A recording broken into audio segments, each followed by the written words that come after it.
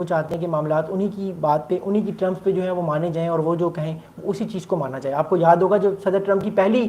باری تھی جب 2019 میں پاکستان بھارت کے درمیان فروری میں بالا کوٹ والا جو معاملہ ہوا, اس میں بھی صدر ٹرمپ کا کردار بڑا امپورٹنٹ تھا اور انہوں نے بھی میڈیشن جو ہے وہ کرنے کی کوشش کی, لیکن وہ کانفلکٹ بہت جلدی ختم ہو چکا تھا. لیکن جو یہ والا کانفلکٹ تھا پاکستان بھارت کا, آپریشن سندور جو بھارت نے لانچ کیا پاکستان پہ, یہ کانفلکٹ ایک بڑا میجر کانفلکٹ تھا اور اس سے نیوکلیر جو سگنل ہے وہ پاکستان کی طرف سے بھی گیا.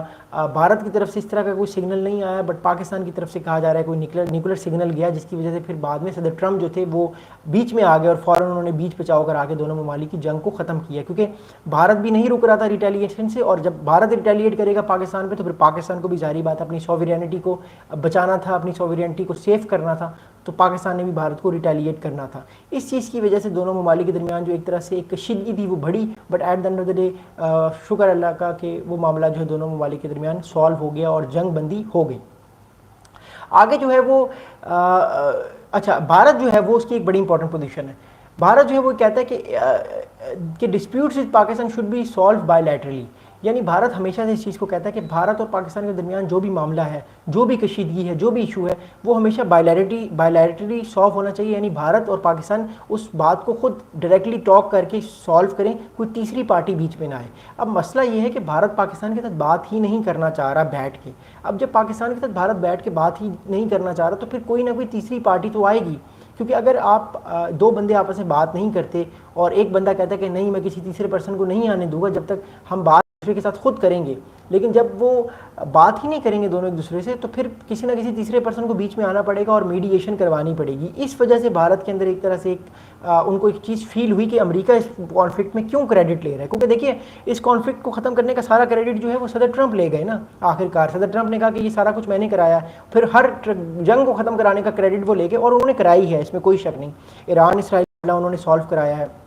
ابھی وہ یوکرین اور رشیا کے درمیان معاملے کو سالو کرانے کی کوشش کر رہے ہیں. پھر روانڈا اور کانگو میں جو سیز فائر ہوا ہے وہ صدر ٹرمپ نے کروانے کی کوشش کی, کروایا ہے. پاکستان بھارت کے کانفلکٹ کو بھی پاکستان مان رہا ہے کہ یہ امریکہ نے کرایا ہے, سیز فائر بھارت نہیں مان رہا. بٹ جو ہمارے پاس نیوز آ رہی ہیں وہ یہی ہیں کہ صدر ٹرمپ نے ہی, مارکو روبیو نے ہی, جو سیکرٹری آف اسٹیٹ ہیں انہوں نے ہی کاوشیں کیں, اور جے ڈی وینس نے ان سب نے مل کے کاوشیں کیں اور اس معاملے کو سالو کرنے کی کوشش کی. یاد رہے جب بھارت پہ حملہ ہوا تھا پہلگرام میں, تو جے ڈی وینس امریکہ کے جو وائس پریزیڈنٹ ہیں, جو اگلی صدارت بننے کی جو ہے وہ اہلیت رکھتے ہیں, اس بارے میں بھی میں آنے والے وقت میں ایک ویڈیو بناؤں گا بڑی امپورٹنٹ کہ صدر ٹرمپ کے سکسیسر کون ہو سکتے ہیں. لیکن آنے والے وقت میں جے ڈی وینس جو ہیں وہ ہو سکتا ہے کہ وہ اس معاملے کو دیکھیں اور وہ امریکہ کے نیکسٹ صدر یا اگلے صدر بنے. تو یہ چیزیں جو ہیں یہ ہمارے آنے والے وقت میں ہمیں اور زیادہ نظر آئیں گی, اور زیادہ براڈر ہوں گی اور ہم چیزوں کو اور زیادہ سمجھ سکتے ہیں. اچھا اب اس کی براڈر امپلیکیشنز کیا ہیں؟ اس کو اگر ہم براڈ کرتے ہیں, اس معاملے کو, اس کو پھیلاتے ہیں, اس کو ہم آگے بڑھاتے ہیں, تو کیا کیا معاملات اس چیز میں ہو سکتے ہیں. دیکھیے پہلا معاملہ یہ ہے, the conflict once again highlighted the volatile relationship between two nuclear armed neighbors. ظاہری بات ہے پاکستان بھارت کے درمیان جب بھی کوئی معاملہ اس طرح کا ہوتا ہے تو نیوکلیر ویپن کا آپشن ہمیشہ اوپن رہتا ہے, لیکن 1999 سے لے کر اب تک پاکستان اور بھارت نے کبھی بھی ایک دوسرے کے خلاف نیوکلیر ویپن یوز نہیں کیا, جس کی وجہ سے کہا جاتا ہے کہ کوئی بڑی جنگ ہمارے درمیان نہیں ہوئی, چھوٹی موٹی اسکریمشز یا چھوٹے موٹے اٹیکس ہوتے رہتے ہیں.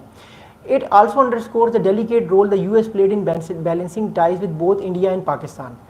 اب میں آپ کو ایک بڑی امپورٹنٹ کتاب بتاؤں گا, اس کتاب کا نام ہے brokering in the peace US crisis management in South Asia. Moeed Yusuf صاحب نے وہ کتاب لکھی ہے بروکننگ ان دا پیس. وہ کتاب آپ ضرور پڑھیے گا. اس کتاب میں انہوں نے بڑا امپورٹنٹ چیز بتائی کہ جب بھی بھارت اور پاکستان کے درمیان کوئی بھی معاملہ ہوتا ہے, کوئی بھی لڑائی ہوتی ہے, کوئی بھی کشیدگی ہوتی ہے, امریکہ کا رول بڑا امپورٹنٹ ہوتا ہے, اور امریکہ فوراً آ جاتا ہے پاکستان بھارت کے اس معاملے کو ریزالو کرانے, اور امریکہ کوشش کرتا ہے کہ دونوں ممالک جو ہیں وہ جنگ نہ کریں, کیونکہ امریکہ کو پتہ ہے کہ دونوں ممالک جو ہیں نیوکلیر طاقتیں ہیں, اور اگر یہ جنگ کریں گی تو دنیا پہ اس کا اثر پڑے گا, پوری دنیا پہ اس کی تباہی کا اثر پڑے گا, کیونکہ نیوکلیر ویپن اگر آپ ایک جگہ پہ گرا دیں تو اس کا اثر پوری ورلڈ پہ پڑتا ہے, کیونکہ اس کے اثرات بہت آگے تک ہوتے ہیں. اور جو ابھی کے نیوکلیر ویپنز ہیں 2025 کے, یہ تو بہت زیادہ خطرناک ہے, جو کروڑوں لوگوں کو اور اربوں لوگوں کو مارنے کی اہلیت رکھتے ہیں, اتنے خطرناک یہ نیوکلیر ویپنز ہیں. اس وجہ سے میں آپ کو یہ چیز بتا رہا ہوں کہ جو امریکی صدر ہیں انہوں نے وہ ہمیشہ سے جو ہے وہ